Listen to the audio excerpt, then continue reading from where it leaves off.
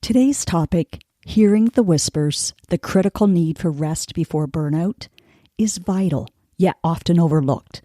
Let's delve into the critical importance of mental and physical rest. I'll share my current experience of hearing those whispers, tips, and more. Hi, I'm Clarinda, and you are listening to the Feel Light Mind and Body podcast, created for women like you. Women who are experiencing success in so many areas of life, but are struggling with weight loss, stress eating, and decreased energy. Losing weight can feel hard, heavy, and restrictive. That's why every week I will be offering you a different perspective, tips, encouragement, and a unique approach so that you can feel lighter in your mind and body rather than feeling deprived, frustrated, or discouraged. What if you could feel free, yet in control around food for the rest of your life? What if you could enjoy your experience of losing weight and getting healthier? You absolutely can. You're in the right place. Take this time for yourself and let's dive in. Welcome back to another episode 82. Yes, rest is an essential yet often neglected aspect of our health. This isn't just about getting enough sleep. It's about understanding the deeper necessity of mental and physical downtime to prevent burnout and maintain our health. In our fast-paced world, staying busy is often glorified. It keeps us distracted, fills our days, and sometimes it even makes us feel important. But this constant busyness can be our downfall, especially when it comes to our health. It's like running a machine at high capacity without ever turning it off. Eventually, parts start to wear down, and the same happens with our bodies and minds. When we're always in go, go, go mode, our sympathetic nervous system, which handles our body's fight or flight response, is constantly activated. This results in the release of stress hormones like cortisol. While cortisol is useful for our daytime activities and acute stress responses, its constant presence in our bloodstream can lead to serious health issues, including disrupted sleep, hypertension, and a weakened immune system. When cortisol levels are high, melatonin, our sleep hormone, becomes low, disrupting our natural sleep cycles. Staying in this sympathetic nervous system overdrive prevents us from winding down effectively. Many find they can only sleep a few hours before waking up, wide awake. Have you been experiencing that lately? Recently, I faced a personal challenge. A workout injury that left my right wrist in a splint, limiting my usual activities and forcing me into a slower pace of life. I'm getting lots of experience in practicing patience and dealing with frustration. But this experience has been a profound reminder of the messages I've been receiving about rest. Most days, I perform a thought download, a practice where I jot down my thoughts and feelings to become aware of what's actually in the corners of my mind. Think of it as cleaning out your closets, or things may be stuffed under your bed in haste. It feels so good when it's cleaned out. Then you don't leave the mess in the middle of the floor. You decide what is still serving you, what you need to update, and what you need to let go of. This tool has been especially insightful during this period, helping me listen more deeply to what my body and mind need. It's best done by writing, but when I tried doing so with my left hand, it looked like a 3-year-old's and was painfully slow. So I spoke it out loud, which was more of a prayer that brought peace and rest to my impatient thoughts. Here's part of what I said this morning. Okay, God, for the past few weeks, you've been sending me messages in so many ways, and the word has always been rest. I'm not exactly sure what to do with that word. I sleep well 80 to 90% of the time. I'm getting the right amount of good quality sleep. My Oura Ring tells me that.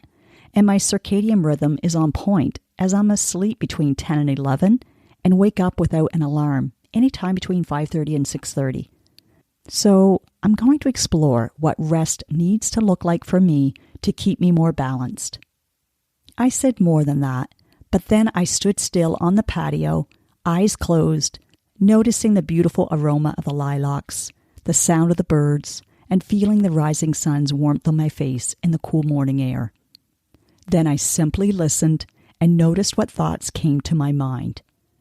They weren't the same looping thoughts that I had just spoken out loud. They were more empowering and creative thoughts. Yes, that's what feels so good. I have a beautiful sign in my kitchen window that says, "Be still and know that I am God," from the Psalms. It was a Secret Santa gift that sat on our fireplace mantle, and since moving here to my new home 8 years ago, it now sits in my kitchen bay window. It's a prominent reminder I take in as I transition from one session to another. Do you have an inspiring quote or image in sight? Maybe it's your screensaver or on your bathroom mirror. Every gentle and encouraging reminder is valuable if you pause and embrace the message. Despite having a good sleep routine and pause breaks in my day, the concept of rest has been nudging me to think beyond just sleep and moments here and there. It's about quieting the mind, being still, and allowing ourselves to simply be without the constant need to do. It's about finding balance in our lives and listening to those whispers of our bodies before they turn into screams of burnout or illness. So, how do you cultivate a practice of rest? Rest needs to be intentional. It's not enough to collapse into bed after a day of back-to-back tasks. We need to create deliberate pauses throughout our day. This could be a few minutes of deep breathing, a lunch break away from our desk, or even an afternoon siesta, which, interestingly, is often built into the cultures that value rest as essential, not optional. For those of us who struggle a bit to find time for rest, consider it as essential as any meeting or appointment in your calendar. It's not a luxury. It's a crucial aspect of your productivity and health. Keep in mind, when you rest, you're not wasting time. You're investing in a more productive, healthier, and sustainable version of yourself. I don't know quite yet what my additional rest practice will look like. I feel like I'm being guided for it to be different than before, but maybe it's simply to be more consistent with what I incorporate now. We get to define what our rest will look like. From my thought download this morning, along with having a coaching session initially when I was resisting rest before this wrist injury, I had the idea that rest for me was a time to be more creative and have more fun. I realize I need blocks of time when I'm unplugged, not just short breaks here and there. I'm taking you along with me on this journey as I explore finding more balance for this high achiever brain of mine. I want to hear your wishes and insights as well as you create a personal rest more plan. I'm going to start with a commitment to honor being still every day, and that's not just in my body, it's in my mind and heart. It's trusting. It's surrendering. It's believing. It's having faith. It's love, peace, and joy. It's satisfaction. I'm also limiting my work on weekends to 4 to 5 hours on a Saturday, only when truly needed. I like having that flexibility if I choose to take an afternoon off to enjoy time at my friend's pool and then complete that assigned work on a rainy Saturday. The beauty of this is it's an individual plan. It's not one size fits all. You'll know by the way you feel if it's aligned with your top values or not. If you're feeling resentment, it's time to ask some great quality questions so you can come up with solutions that feel good within. So I invite you to begin with a thought download, and from there, brainstorm various rest strategies. Try them out, and then decide which ones fit your lifestyle and needs right now. Be patient as you implement them. You'll never know until you try. Here are a few practical steps to incorporate more rest into your hectic schedule. 1. Establish boundaries. Define clear times for work and rest. Stick to these boundaries as much as possible to ensure you're giving yourself time to recharge. Number 2. Learn to say no to tasks that overextend your capabilities or encroach on your rest time. It's okay not to do everything. 3. Sleep hygiene. Cultivate a bedtime routine that signals to your body it's time to wind down.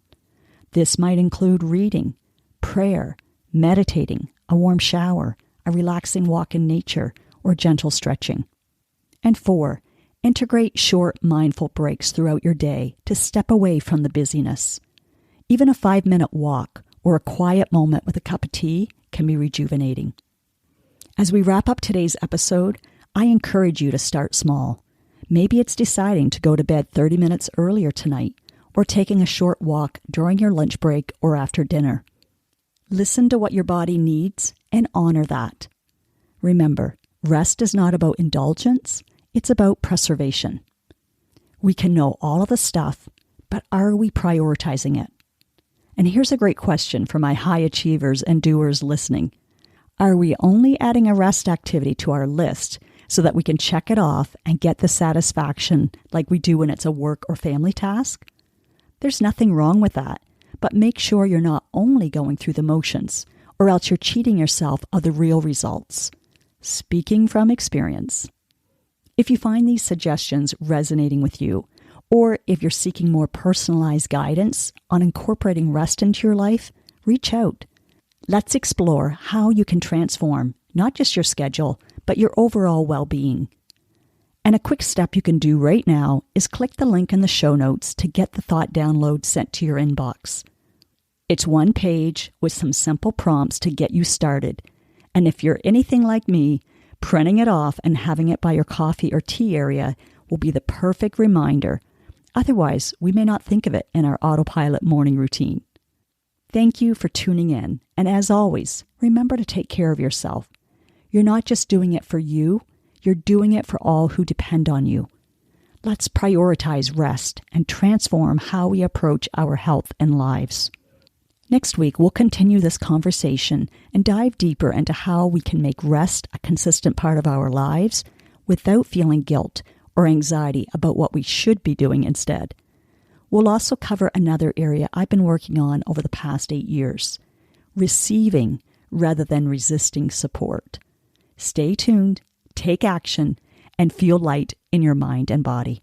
Now, do yourself the biggest favor. From love, take at least one action step from what you learned today. Knowledge without application won't give you the results that you desire.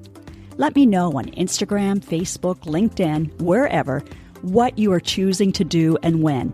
And yes, please leave a podcast review wherever you are listening to this. When people read your words and can see themselves in them, then you are contributing to women empowering other women. And that feels amazing. You just might change or save a life today.